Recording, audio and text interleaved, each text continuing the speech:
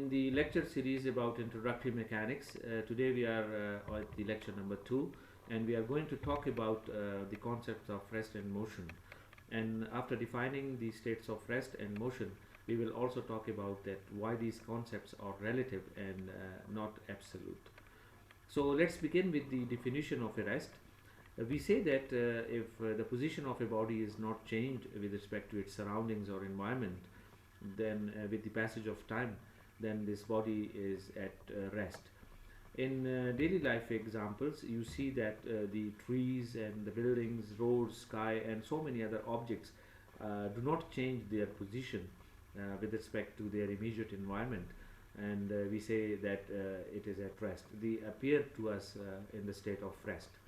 On the other hand, if the object or a body is changing its position with respect to surrounding, when the time is passing, we say that it is in the state of motion. In daily life, you see that different kinds of vehicles and birds and airplanes are constantly changing their position.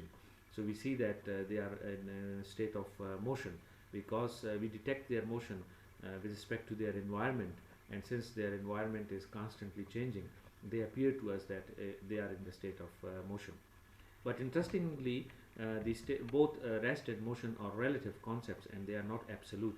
By this relative and absolute, we mean that if there are two observers, that it is possible that to one observer an object is at rest, but to another observer it is in motion. Take an example of a passenger sitting in a car.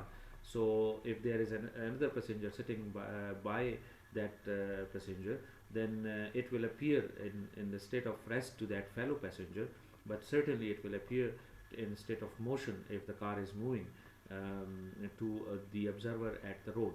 So you see that a same object, a same passenger is in state of motion with respect to one observer, and it is in state of rest with respect to another observer. So such a situation is called a relative situation, and we call it that both rest and motion are relative. So nothing in absolute state of rest or absolute state of motion.